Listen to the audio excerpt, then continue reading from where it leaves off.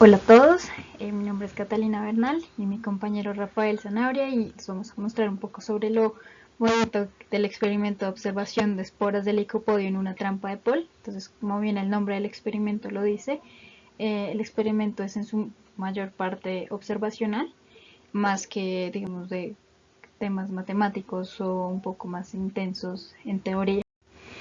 Entonces, primero que todo, la trampa de Paul, pues es una trampa de iones que ha sido ampliamente utilizada durante los últimos años. Entonces, sus usos van desde la fabricación de relojes atómicos súper precisos hasta el estudio de la microscopía de masas o incluso en la construcción de computadoras cuánticas. Estas trampas resultan de una combinación de campos eléctricos o magnéticos que capturan iones en una región de un sistema, o en este caso tenemos un tubo al vacío que simula el vacío.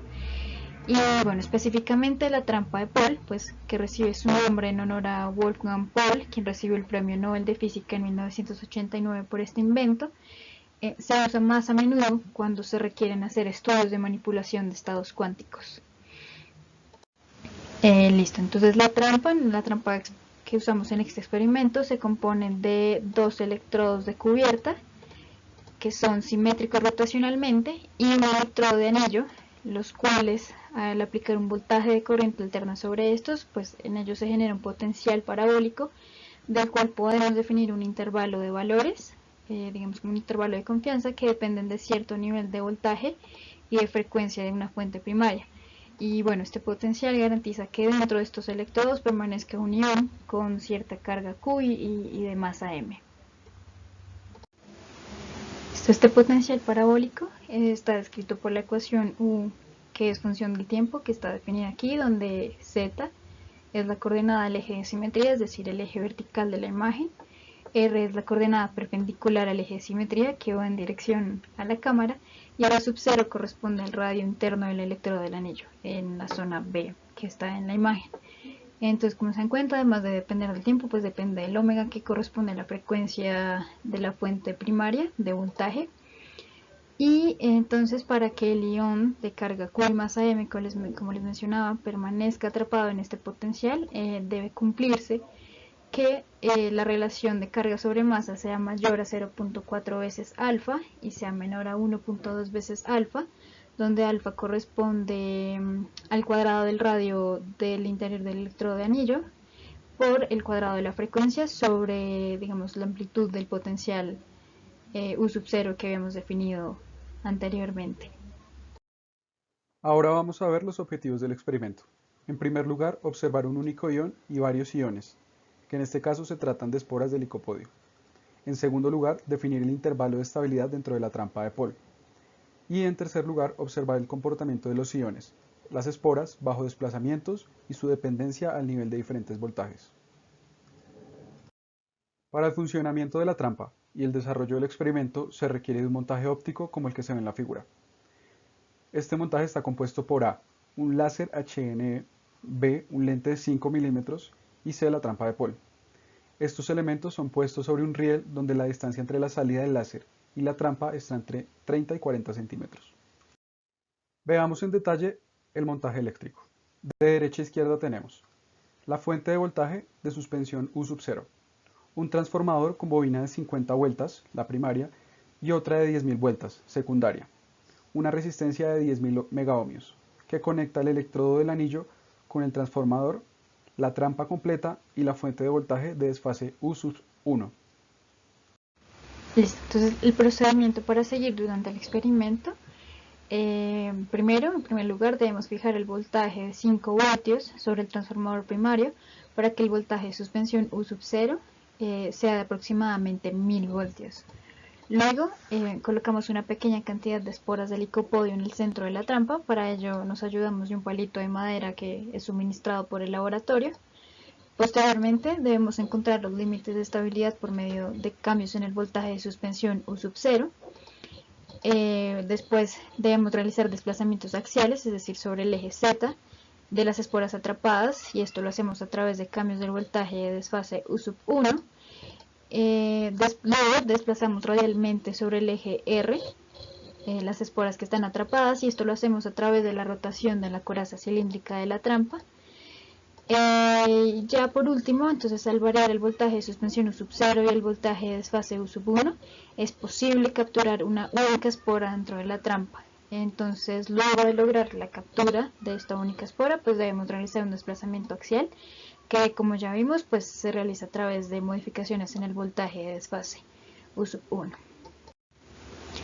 Listo, entonces luego de hacer todo este procedimiento, pues logramos capturar una única espora. Entonces para ello necesitamos fijar un voltaje de suspensión de 5 voltios, tal como es indicado desde el principio.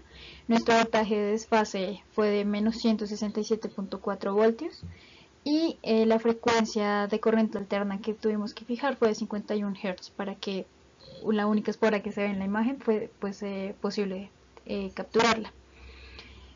Ahora, para capturar varias esporas, lo que necesitamos fue un voltaje de suspensión de 6.85 voltios, con un voltaje de desfase de menos 161.3 voltios y ajustar la frecuencia de corriente alterna en 51.2 Hz.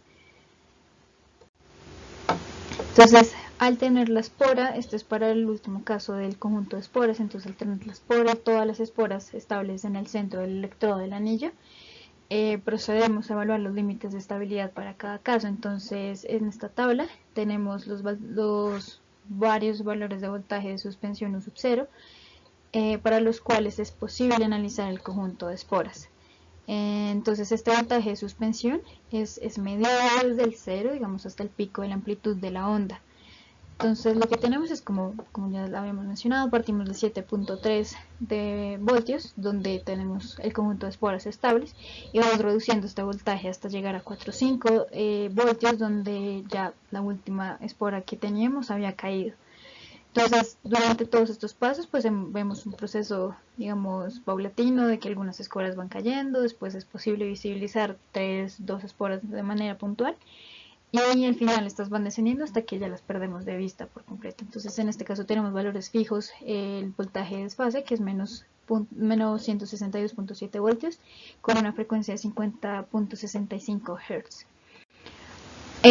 Ahora lo que hicimos fue variar el voltaje de desfase, el U sub 1, manteniendo valores fijos el voltaje de suspensión U sub 0 en 5 voltios y la frecuencia en 50 Hz.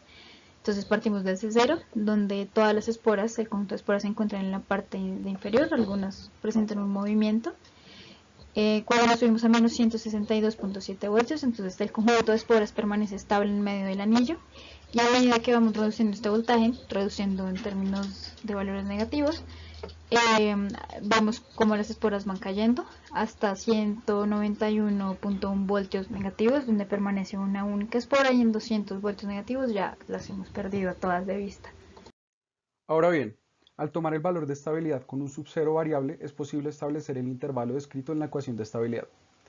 Previamente, a través de un análisis sencillo de imagen y un conteo aproximado de píxeles, se obtiene que R sub 0 es aproximadamente 1.13 centímetros. Con esto, omega es igual a 50.65 Hz y U sub 0 es igual a 7.3 voltios. Se obtiene que alfa es igual a 0.0449, y así el intervalo de estabilidad corresponde a 0.0179 menor a Q sobre M menor a 0.0538. Lo que esto indica es que, en promedio, la masa de la espora debe ser mayor a su carga. Cabe mencionar que existe un margen de error en esta definición determinado por el hecho de que no se analiza una única espora, sino un conjunto de ellas. Además, si bien se logra determinar el voltaje mínimo al que las esporas permanecen dentro del campo, no se logra encontrar el máximo valor de voltaje, puesto que al tomar el mayor voltaje emitido por la fuente, 7.3 voltios, las esporas siguen presentes dentro del campo, es decir, aún existe estabilidad. En este video vemos el desplazamiento axial de la espora, al variar el voltaje de desfase. Incluso con este voltaje nulo, la espora permanece, si bien no en el medio de los electrodos, sí dentro del campo. Esto puede estar justificado por la independencia que muestra el intervalo de estabilidad respecto a U sub 1. Así, si la espora ya se encuentra dentro, su permanencia no depende del valor de U sub 1, sino únicamente de U sub 0 y la frecuencia de la señal. Adicionalmente, se puede garantizar mayor estabilidad cuando el voltaje de desfase U sub 1 está cerca a menos 160 voltios. Luego, al capturar el conjunto de esporas, se ejecuta la rotación de la coraza cilíndrica de la trampa para observar el desplazamiento radial, tal como se observa en el video. En este caso, dada la trayectoria del haz del láser, se dificulta observar el movimiento radial completo, puesto que el electrodo de anillo obstruye la iluminación del conjunto de esporas. No obstante, a simple vista se logra observar un reajuste en la posición de cada espora, o, en otras palabras, el conjunto de esporas cambia de forma con la rotación del cilindro. Con este experimento se logra analizar de distintas formas el funcionamiento de una trampa de Paul. Específicamente, se logra definir un intervalo coherente de estabilidad para garantizar la captura de al menos una espora al variar el voltaje de suspensión U sub 0. En este punto es importante recordar que la fuente de voltaje no permite determinar un valor de voltaje máximo para estabilidad. Con esto en mente, es posible hacer cambios consistentes de otras variables del experimento, tal como el voltaje de fase. De este último, se puede afirmar que no tiene incidencia en la probabilidad de capturar esporas, ya que, tal como se observa en los resultados, con este voltaje nulo es posible tener esporas dentro del campo generado por los electrodos. Sin embargo, es este voltaje de fase el que permite realizar desplazamientos axiales. También se tiene que las rotaciones del sistema de electrodos permite observar desplazamientos radiales de las esporas en conjunto. Esto, en efecto, muestra que las líneas de campo se mantienen coherentes con la ubicación de los electrodos. En general, el intervalo de estabilidad puede estar determinado por múltiples combinaciones de variables que incluyen los voltajes de desfase y de suspensión, así como la frecuencia de la señal de la fuente AC, y con ello el margen de operación de los diferentes valores puede tener consecuencias distintas sobre el comportamiento de las esporas. Nosotros tenemos dos recomendaciones. La primera es ubicar cuidadosamente el láser para poder ver las esporas. La segunda es llevar una cámara de buena calidad, puede ser la de celular, para posteriormente hacer un análisis de imagen.